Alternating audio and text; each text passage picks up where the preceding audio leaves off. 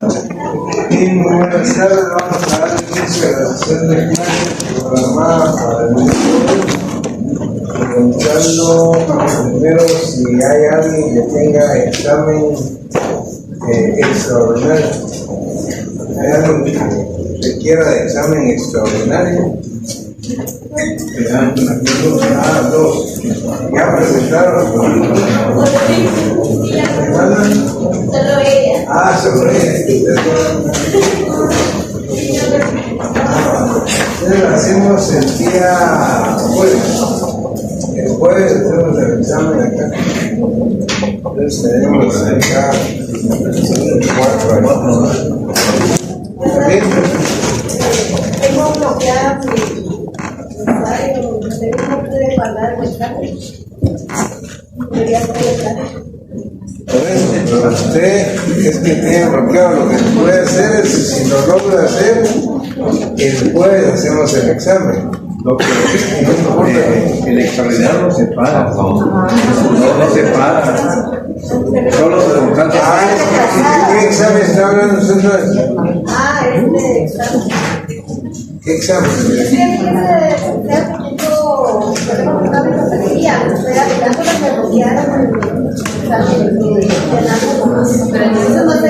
No, pero yo estoy hablando, nosotros acabamos de hacer el primer parcial de Derecho Penal 2. Entonces, quienes no pudieron examinarse, tenemos el extraordinario del primer parcial de Derecho Penal 2 el jueves.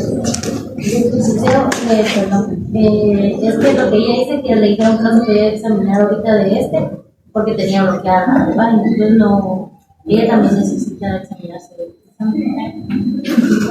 Es que si yo para serle muy honesto, yo administrativamente no sé si usted tiene problemas en Derecho Penal 1, o sea, no ha aprobado Derecho Penal 1. sí, pero, la nota sí la tengo, pero no. Pero ya aprobó, no, pero tiene aprobado, o sea, oficialmente. ¿Cuál es el problema con Derecho Penal 2? No podía seguir si yo tengo bloqueada la página. Es lo que yo no. examinar el primer parcial. De Penal 2. No. Entonces tendría que hablar en coordinación porque ellos nos indiquen a nosotros.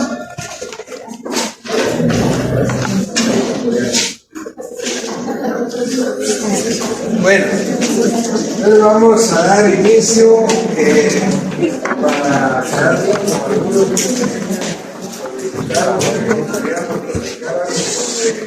el examen. Voy a hacer un análisis rápido del tiempo. Sin embargo, pues creo que vale muy bien la pena decirles que, tal y como le expliqué antes de la introducción, que esta evaluación pues tiene efecto de veras, no es un simple examen, es una evaluación que nos permite evaluar el grado de conocimiento que ustedes tienen de la especialidad de Derecho Penal, tanto de y les comentaba que ustedes de alguna manera, tal y como están ya, estamos en una especialidad. ¿Qué quiero decirles? Que si ustedes quieren ser abogados criminalistas, abogados penalistas en su vida, es hoy o nunca. Ya no hay más derecho penal, a menos que tengamos los mejores centrales del doctorado, maestría, todavía no hay más. O sea, derecho penal es hoy o nunca.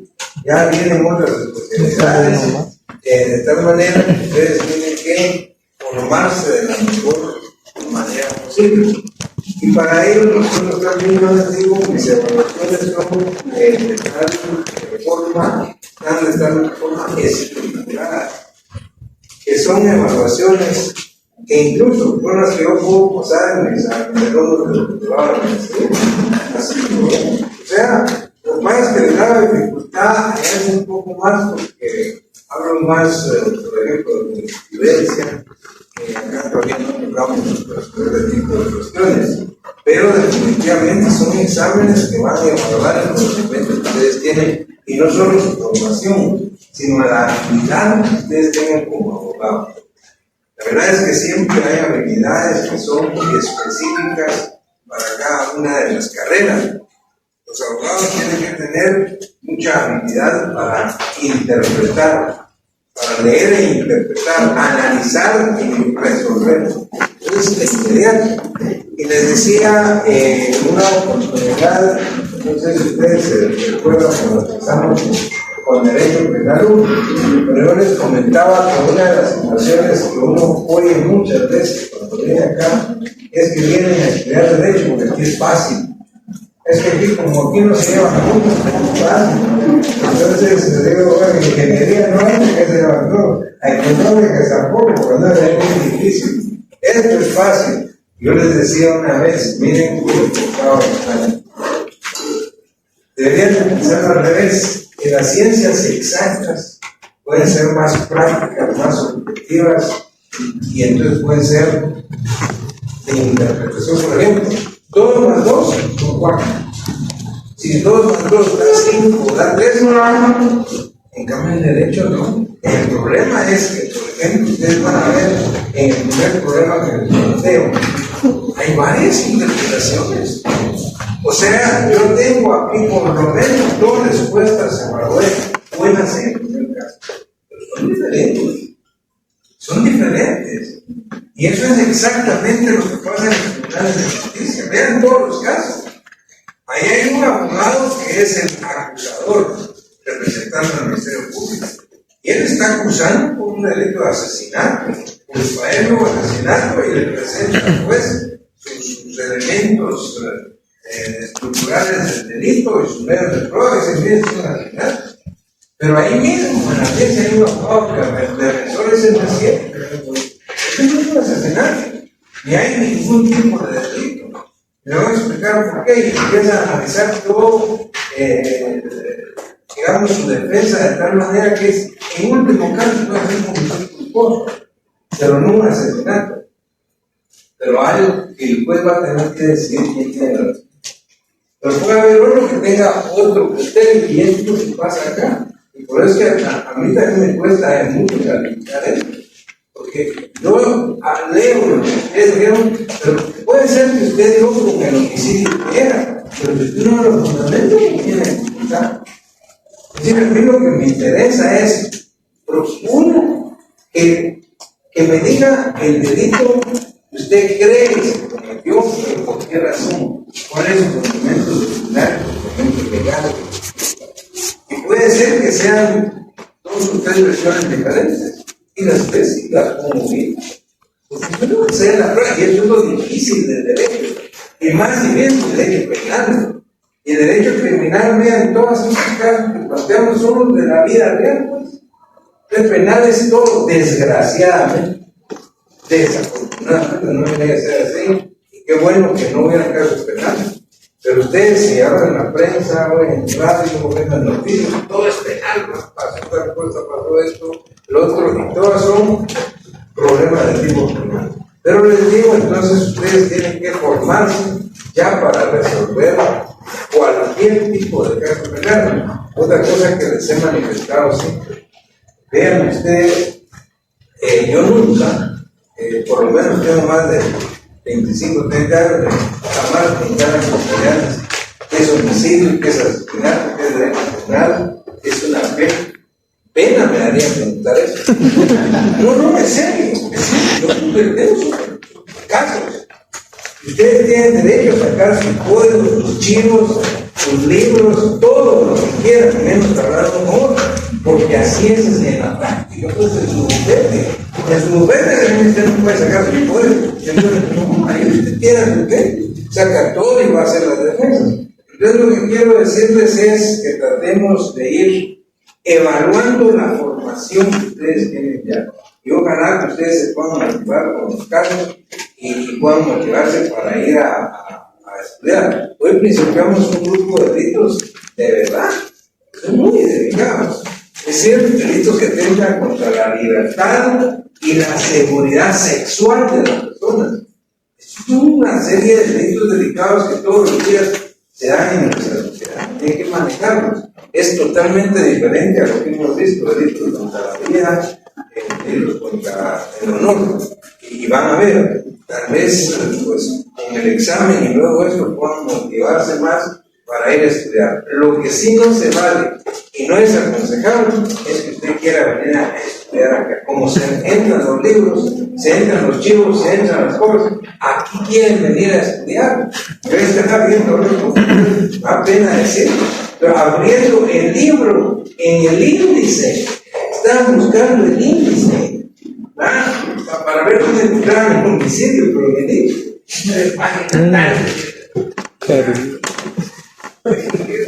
¿Cómo? Eso es muy difícil. Bueno, pero de todo mal. Recuérdense que hubo compañeros que pusieron su nombre y su nombre. Yo puedo poder pedir en lugar del carro. Es que de todo mal. Bueno, entremos en materia. Primer caso, vean lo que decía. Aquí es como abogado, hay que interpretar, analizar y resolver. Como todo abogado para. Entonces decía. El eminente cardiocirujano Bernardo Castro, en una entrevista con la prensa nacional e internacional, entre otras cosas, dijo lo siguiente. Fíjense lo que dijo el cirujano. La práctica de los trasplantes de órganos humanos no es aceptable por medida terapéutica, ni aún en casos heroicos. Constituyen tan solo el primer paso de una investigación científica desde el punto de vista ético y puramente científico. Para poder trasplantar un corazón se necesita que el del paciente continúe latiendo en el momento del cambio y que el donador esté también vivo. Es decir, que el donador tiene necesariamente que estar vivo cuando se le extraiga la víscera e indiscutiblemente al efectuarse le producirá la muerte. Es algo sumamente delicado. Eso fue lo que le dijo a la prensa nacional e internacional el cardiocirujano. Ahora viene el caso, oigan. Ahora viene, se dio el caso de Pedro Pérez, que por múltiples problemas de toda índole está dispuesto, decidido y a punto de suicidarse. Al darse cuenta que su hijo Juan Pérez padece de una enfermedad cardíaca grave, dispone voluntariamente solicitarle al doctor Castro que le extraiga el corazón para trasplantárselo a Juan Pérez, su hijo. El trasplante se realiza y en el momento muere Pedro Pérez, y un mes después muere Juan Pérez como consecuencia de una complicación de la cirugía al haber realizado el trasplante. Ese es el caso. Preguntas. ¿Qué delito o delitos se tipifican en el presente caso? Acá, por lo menos, básicamente, estoy aceptando dos interpretaciones que podrían ser válidas. Primero, podría ser válido, siempre que me lo haya fundamentado, el delito de homicidio culposo de parte del doctor Castro. ¿Por qué homicidio culposo? Porque es una actividad lícita, pero él actuó imprudentemente. Él mismo le dijo a la prensa que ni en casos heroicos podía en este momento llevarse a cabo una intervención para salvar la vida. Si él le dijo a la prensa eso, ¿por qué lo fue a hacer?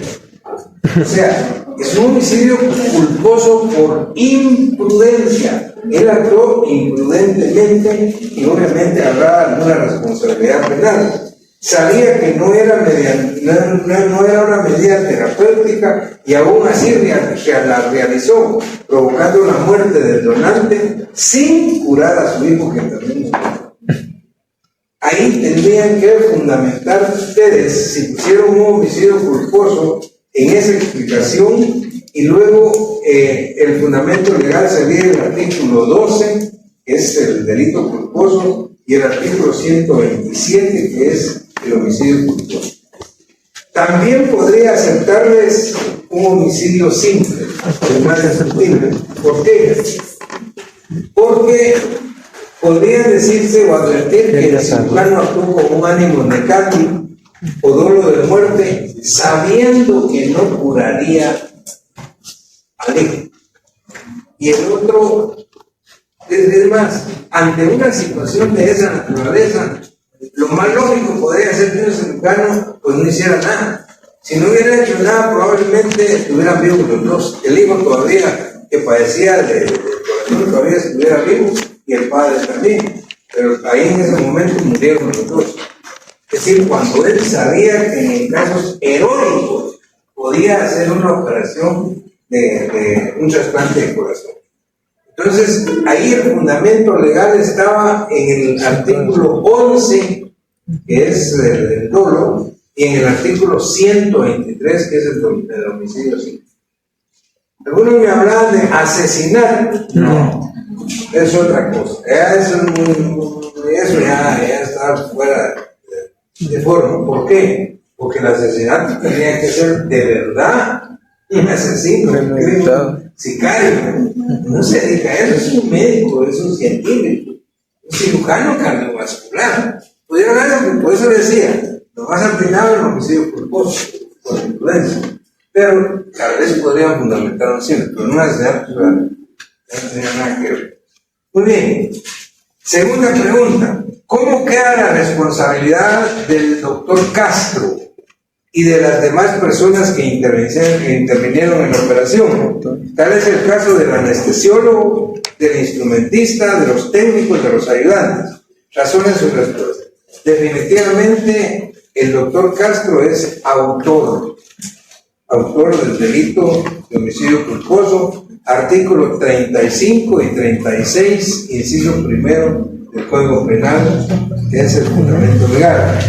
Ahora, los demás que intervinieron, fíjense, es importante, los demás también son autores. Artículos 35 y 36, numeral 1.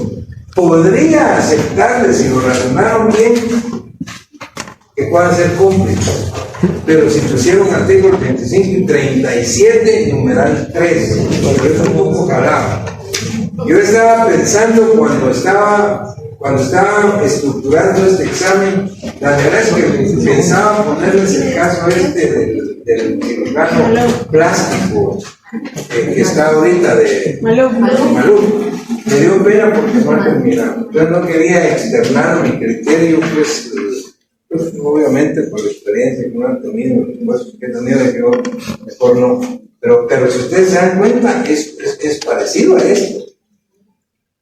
Es decir, ¿por qué está procesado él y los que participaron con él? Yo les que demostrar que no hubo autoría. Entonces todo depende, como les digo, pues de cómo se haga la interpretación. Vamos a la tercera pregunta del mismo caso. Oiga esto, si usted como abogado penalista fuera contratado para defender al doctor Castro y a todos los demás que participaron en la intervención, ¿qué alegaría en su defensa? Razone la respuesta. Alegaría una causa de justificación, el legítimo ejercicio de un derecho.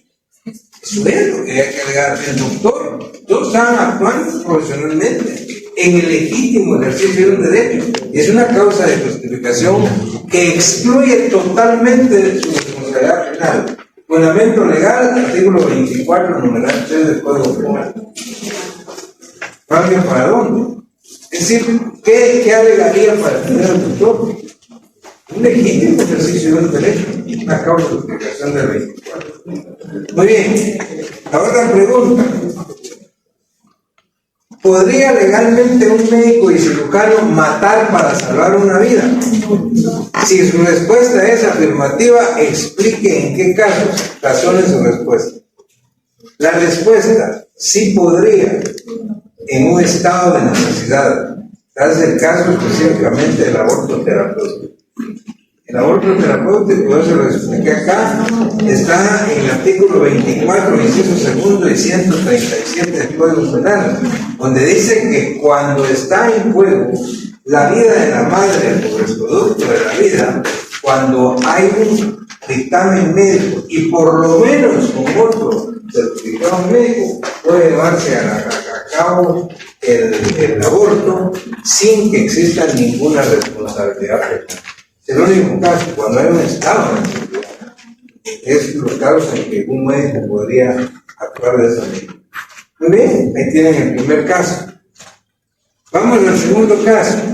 Miren qué interesante. La señorita Guadalupe Hernández trabaja como cajera del supermercado La Samaritana. Y resulta que el día miércoles 31 de julio, al salir del establecimiento el licenciado Arnulfo López Cañas, un destacado político y actualmente canciller de la República de Guatemala, ella, Guadalupe Hernández, la cajera, usando el altoparlante, ordenó al agente de seguridad Fermín Esquivel que detuviera al licenciado López Cañas porque llevaba dentro de su bolsa objetos que no fueron pagados. La orden fue repetida más de 2 veces y de inmediato el agente procedió a detener al canciller, pero al registrarlo resultó que no llevaba nada. Ante eso, pregunto, a usted como abogado le consulta el licenciado López Cañas si puede iniciar una acción penal que le sucedió. En su caso, ¿cuál y por qué? Razón de su respuesta. Sí podría, la respuesta sería, sí podría procederse penalmente por el delito de calumnia, ya que se le imputaba falsamente un delito que da lugar a procedimiento de oficio, calumnia. Fundamento legal, artículo 150. Siguiente pregunta. Si cabe la acción penal en este caso, oigan esto, ¿contra quién debe enderezarse legalmente la acción penal? ¿Contra el agente de seguridad que detuvo al licenciado? ¿Contra la cajera que dio la orden? ¿O bien contra el gerente del supermercado que es su representante legal? La respuesta es contra la cajera que dio la orden más de 3 veces. Fundamento legal, artículo 38 del Código Penal, responsabilidad penal de personas jurídicas. ¿Qué tenía que ver el representante legal o gerente de supermercado que estaba en su casa? Eso no estaba ahí. Eso no participó en los actos de delito. Ahora, el policía, el agente de seguridad que lo detuvo, él recibió una orden 3 veces por la cajera. Entonces, realmente, la calumnia de la responsabilidad penal era de la cajera. Luego decía, otra pregunta, sírvase explicar el régimen de acción en este tipo de delitos. El régimen de acción. Respuesta, estos delitos son de acción privada. Solo pueden iniciarse por acusación de parte agraviada. Lo importante, oigan esto, salvo cuando la ofensa se dirija contra un funcionario público. Ahí puede iniciar el Ministerio Público de Oficio. En este caso, recuerden ustedes que era un funcionario público. Así es, yo podría iniciarlo realmente, pero en todo caso podría iniciar 169. De acuerdo con el fundamento legal, artículo 169. Pero inciso 6, Número 8, pregunta. Sírvase explicar qué es la exceptio veritatis y en qué delitos opera. Razón de su respuesta. La exceptio veritatis es la excepción de verdad y solo opera en los delitos de calumnia cuando el sindicado o el sujeto activo demuestra que es cierto lo que dijo, es decir, demostró la veracidad de su dicho. Fundamento legal, artículo 160 del Código Penal. Está muy claro. Caso número 3. El señor Luis Pedro Morales sorprende a su esposa Rosa tomada de la mano e intercambiando besos con su amante Carlos, circunstancia por la cual de forma inmediata se acerca amenazante el esposo celoso y apunta con una pistola a la cabeza de Carlos, gritándole que no lo quería volver a ver con su esposa nunca. sin que se produzca ningún disparo, el amante se desmaya y fallece de un infarto al miocardio por la impresión sufrida. Pregunto, ¿se tipifica algún delito en el presente caso? ¿Cuál y por qué? Razones de respuesta. Sí, se tipifica el delito de homicidio preterintentacional, porque efectivamente no quería causar un daño tan grave como que se produjo, que fue la muerte de Carlos, por una concausa como fue el infarto al miocardio. Hubo una concausa. Entonces es un homicidio preterintentacional. Él no lo quería matar, porque lo amenazó con la pistola, pero nunca le disparó. El otro se desmayó y murió por un infarto. Obviamente se llama homicidio preterintentacional. Fundamento legal, artículo 26 y 126 del Código Penal. 26, inciso 6 y 126. Muy bien. El último caso, número 4. Oigan esto, bonito también. El señor Roberto Ramírez vive con su familia en una zona considerada roja en esta ciudad. Un día de madrugada se despierta por el exceso de calor de la época y de inmediato se percata que un hombre ha brincado a su patio, por lo que se esconde en el corredor y tomando un pedazo de tubo le da un golpe en la cabeza al intruso cuando éste pasaba cerca de él, dejándolo inconsciente. Llega la policía y al identificar al herido se dan cuenta que es el hijo veinteañero de Roberto, quien regresaba ebrio de una discoteca cerca del lugar. Roberto Ramírez, el padre, fue detenido y presentado a los tribunales, donde es procesado por el delito de lesiones graves. Si usted, como abogado penalista, fuera contratado para defender a Roberto Ramírez, ¿qué alegaría en su defensa? Razones de respuesta. Debería alegar una causa de justificación denominada legítima defensa privilegiada, que exime totalmente de responsabilidad al sujeto activo porque rechaza al sujeto que entró a su casa o a la morada ajena. No importa si fue o no fue, un error impersonal, pero no importaba. Es decir, él estaba actuando en legítima defensa privilegiada de su casa. Y es privilegiada el artículo 24, inciso primero, la legítima defensa es privilegiada porque no se necesita que se den los dos. Si usted está dentro de su casa, si entra alguien, puede actuar, no importa cómo sea. Eso se llama legítima defensa privilegiada. Muy bien, si se dan cuenta, esa era toda la evaluación. O sea, ahora ya saben cuánto sacar.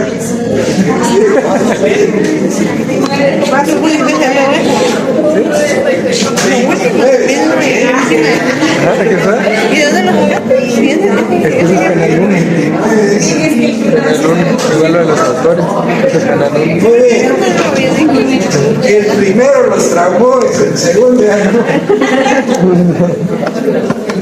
El segundo usted va a tener un delito preterintencional porque nomás igual a todos del parcial.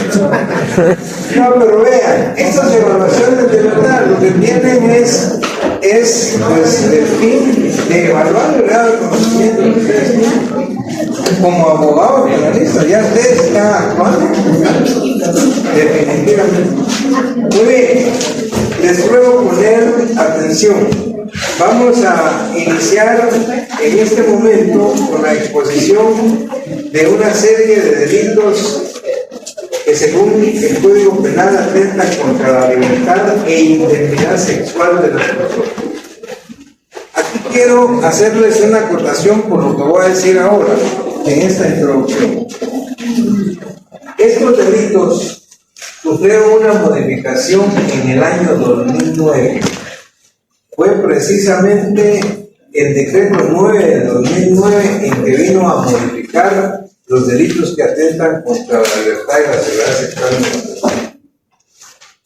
Esta modificación tuvo algunos avances, ya vamos a ver cuáles, pero lamentablemente tuvo mucho más, creo yo, problemas que los avances que tuvo más de efecto. ¿Por qué? Primero, analicemos cuál es el bien jurídico tutelado acá. Antes de la reforma decía, oigan eso, delitos contra la libertad, la seguridad sexual y el pudor de las personas. Eso lo quitaron y dejaron delitos contra la libertad e indemnidad de las personas. ¿Qué pasó con el pudor? Ya no lo pusieron. Pero dejen eso. De verdad, ellos quisieron sustituir el término seguridad por indemnidad. Y no es lo mismo. Indemnidad es otra cosa, es excluir algo. Y ellos están hablando de seguridad sexual, pero tomaron desafortunadamente el término equivocado.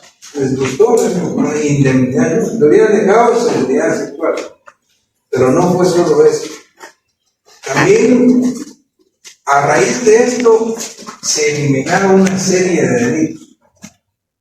Y voy a empezar a explicar de la manera más completa para que lo entiendan. En este tipo de delitos, el delito tipo era el estupro. Y el delito más grave era y sigue siendo la violación. La violación. Explico. En la violación, lo que se protege es la libertad sexual de la persona. Antes de la reforma, lo que se protegía era la libertad sexual de la mujer. Oigan esto, la libertad sexual de la mujer, no de los hombres, no de las personas. Lo que quiero decirles es que el sujeto pasivo de la violación solamente podía ser una mujer, nadie más. ¿Por qué? Porque la estructura del tipo penal de la violación decía que era el acceso carnal con violencia contra el consentimiento o sin el consentimiento de la mujer.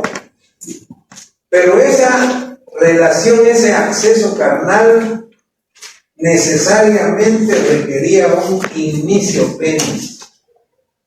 ¿A qué se refiere el inicio penis?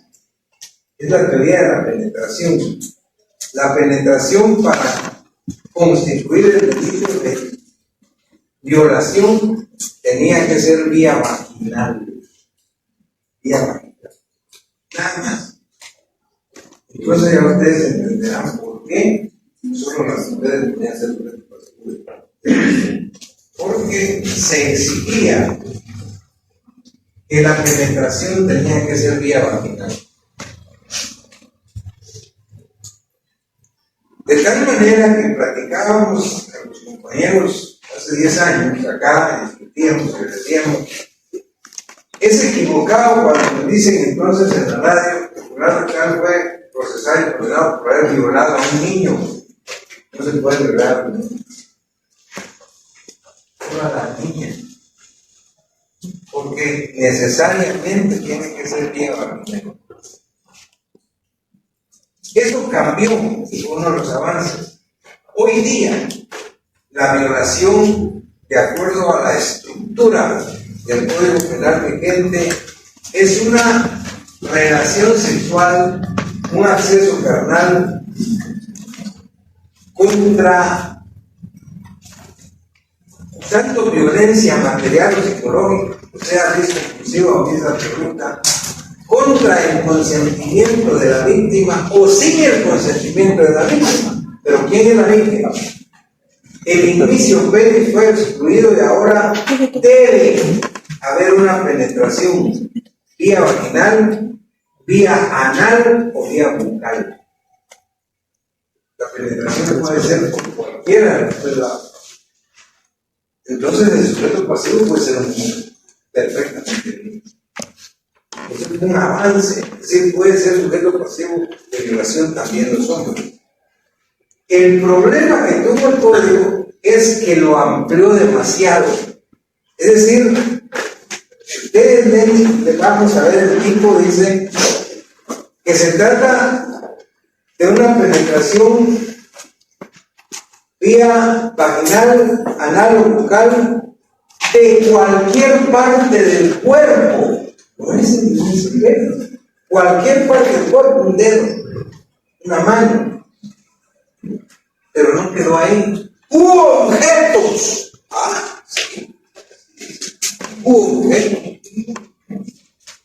Miren cómo ampliaron esto de tal manera, y dice específicamente el artículo 173 que refiere a la violación, dice: violación, quien con violencia física o psicológica tenga acceso carnal vía vaginal, anal o bucal con otra persona, no dice otra persona, que es hombre o mujer.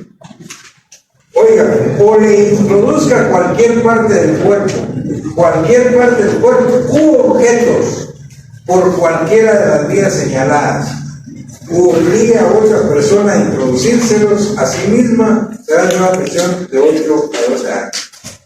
O sea, esto se amplió. Fue ventaja y avance en el sentido de que el hombre ya puede ser sujeto pasivo de violación.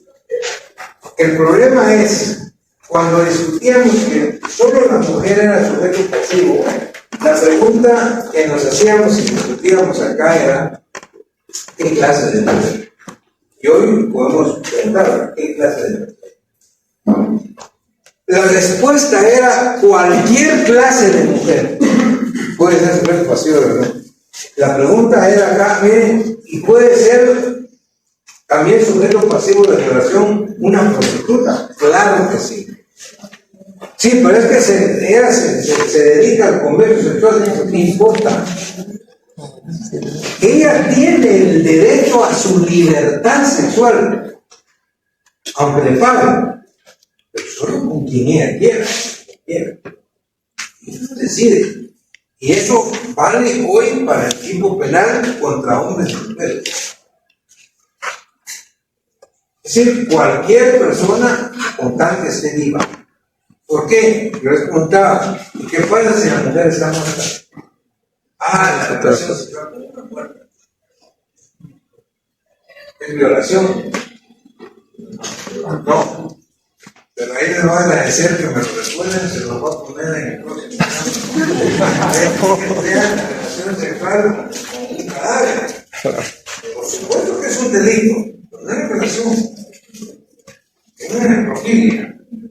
Bueno, y la relación sexual con animales, con vacas, perros, zoofilia, ¿sabes? Lo que he dicho en mi vida. Vean esto: la relación sexual puede ser con cualquier clase de mujer, pero la pregunta en la discusión era, oigan esto, es lo más importante: ¿se puede violar a la propia esposa? La respuesta era no. El artículo 200, oigan por favor, tenía una excusa resolutoria y decía que en los delitos de violación, estupro, abuso de sonéticos violentos, rapto, el matrimonio de la ofendida con el ofensor eximía de responsabilidad penal. Imagínense, eso pegado. Ingrato. Que se casara el matrimonio del violador con la violada. Eximía de responsabilidad penal. Artículo 200. Afortunadamente la Corte de Constitucionalidad declaró inconstitucional esto y lo expulsó del ordenamiento especial. Pero vean lo que les digo: aún existiendo, sí podía ser violada. Claro que sí. Y es que en aquel tiempo los casos que nos presentaban eran de acuerdo a nuestra idiosincrasia. Los señores estos, los varones que viven en mes, caía día viernes, no es nada, les pagaban y nada se iban a conocer. Llegaban a medianoche a su casa sin luz estar. la esposa esperando. Sí, pues, pero todavía querían cena y que les diera otra cosa. Por supuesto que no, pero cuando no accedía la esposa la agarraban del pelo, la golpeaban y tenían relaciones sexuales incluso frente a sus hijos. Cuando llegaba a poner la denuncia en los tribunales, tienen ese artículo 200, ¿qué hacemos? Entonces lo que hacían era justificar lesiones. Eso era absurdo. Ahí había. Y la relación existía y existe ahora cuando la relación sexual se da contra el consentimiento del sujeto pasivo o sin el consentimiento. Contra el consentimiento cuando no quiere.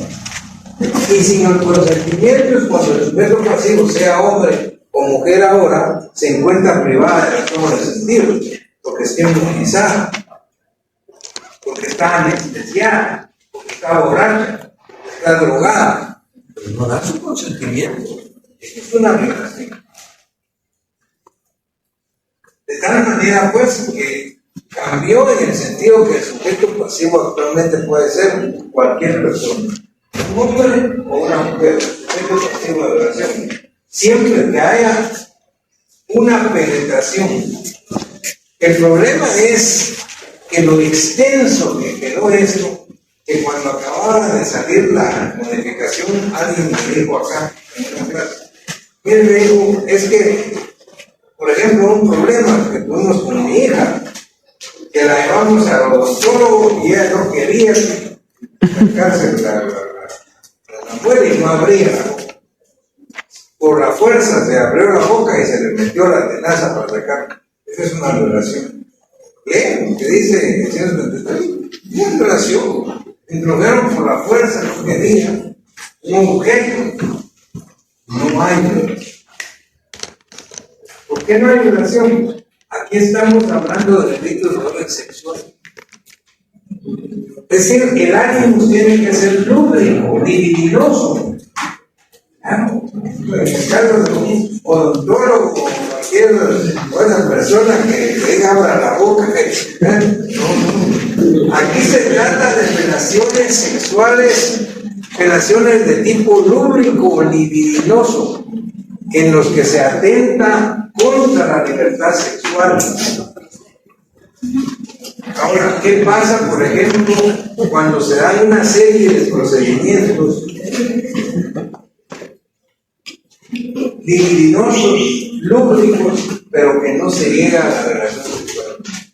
O sea, no hay penetración de ningún tipo. Lo que hay es tocamiento de toda esta relación sexual. Eso es lo que actualmente se denomina agresión sexual. Antes se llamaba abusos deshonestos, violentos y desapareció. En la agresión sexual, vean ustedes, el artículo 173 dice: quien con violencia física o psicológica realice actos con fines sexuales o eróticos con otra persona, al agresor o a sí misma, siempre que no constituye el delito de relación. ¿Qué quiere decir siempre que no constituye la relación? Siempre que no haya penetración. Eso es todo. Hay una agresión sexual. Antes se llamaba abusos de violencia. Ahora, ¿qué pasó con la seguridad sexual? El típico delito que protegía la seguridad sexual de la mujer antes era el estupro. El estupro protegía a la mujer menor de edad.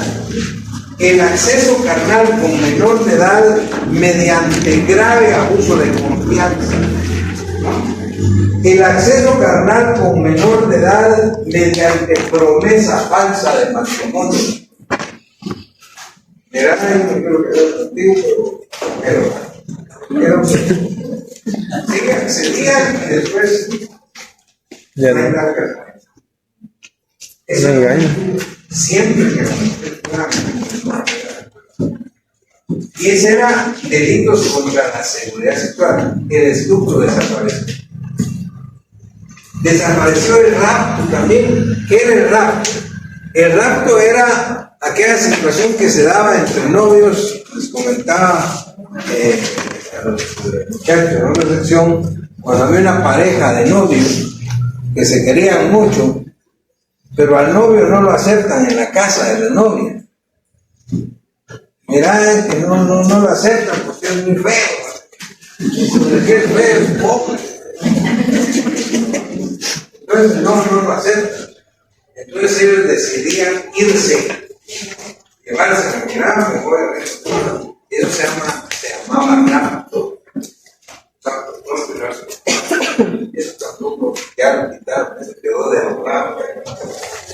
Entonces la pregunta es, ¿cómo se va a proteger la seguridad, hoy no solo de la mujer, la seguridad de las personas?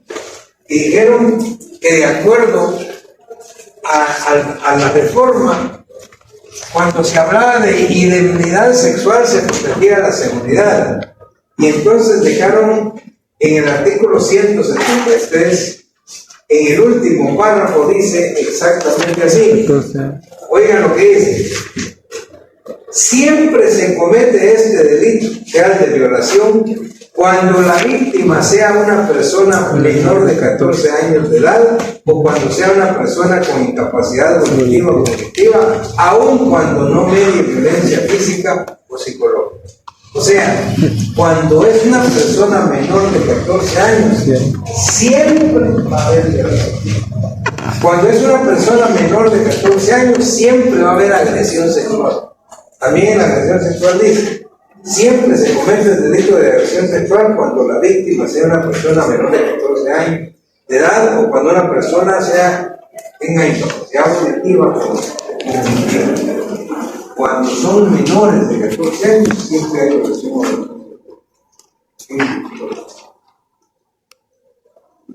O sea, esa fue la manera como se protegió de alguna manera la seguridad sexual. Solo que antes era de las menores de edad, de 18 años. Ahora es de 14 años. Menores, o sea, 13. Si las personas, no solo las mujeres, son de 14 años o más, ya no hay responsabilidad penal, siempre y cuando den su consentimiento. Si la relación sexual o todos los actos públicos y religiosos sean con su consentimiento, no hay delito de violación y agresión sexual. Eso explica cómo también, vean ustedes, en Guatemala, en nuestro país, en ninguna legislación ahorita, no podemos hablar de que el homosexualismo sea delito. Eso no es delito. La relación sexual entre dos hombres o entre dos personas, siempre y cuando sea consentida por ellas mismas, no hay delito. Eso es parte de su libertad sexual, de su seguridad sexual. Si hay una agresión sexual de cualquier naturaleza sin el consentimiento o contra el consentimiento, eso es delictivo. O es violación o es agresión sexual. Ahora bien, cuando el sujeto pasivo, hombre o mujer, sea menor de 14 años, oye, siempre va a haber violación. Siempre va a haber violación. Y luego finaliza el código hablando de la violación o de la agresión sexual agravada. Y eso lo establece el artículo 134. Agravación de la pena. La pena a imponer por los delitos enunciados en los artículos anteriores, sea violación y agresión sexual, se aumentará en 2/3 partes en los siguientes casos. 1. Cuando la conducta se cometa por la acción conjunta de dos o más personas. Si hay una acción de más de dos personas, se agrava. Es decir, más de uno. Luego dice 2. Cuando la víctima sea especialmente vulnerable por ser un adulto mayor, padecer de enfermedad, estar en situación de discapacidad física o mental o por encontrarse privada de libertad. 3. se agrava cuando el autor actuare con uso de armas o de sustancias alcohólicas, narcóticas o estupefacientes. Cuando se cometa en contra de una mujer en estado de embarazo o cuando se produzca dicho estado como consecuencia de ello, se agrava.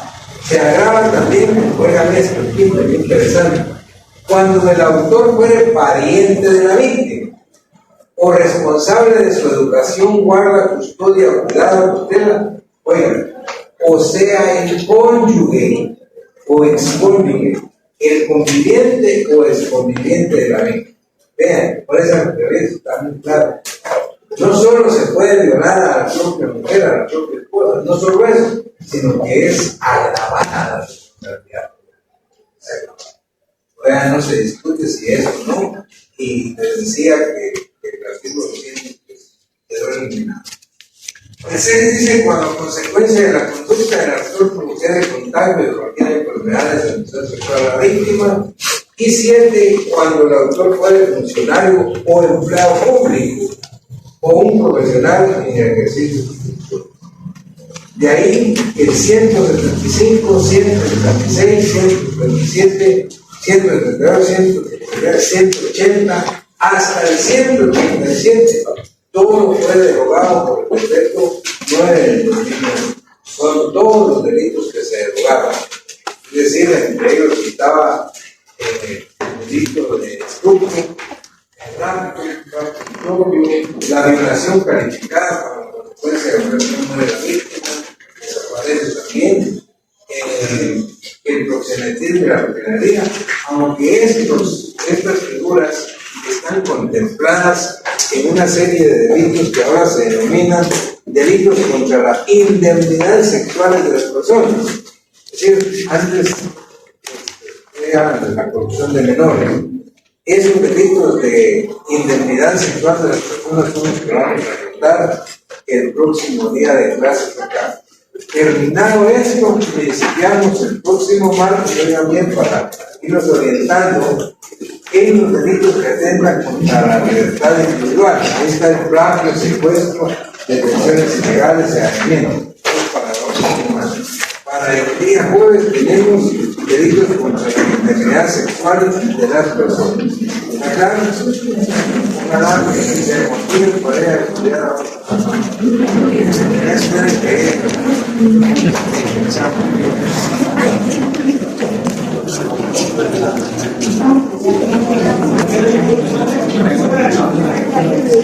doctor, una pregunta.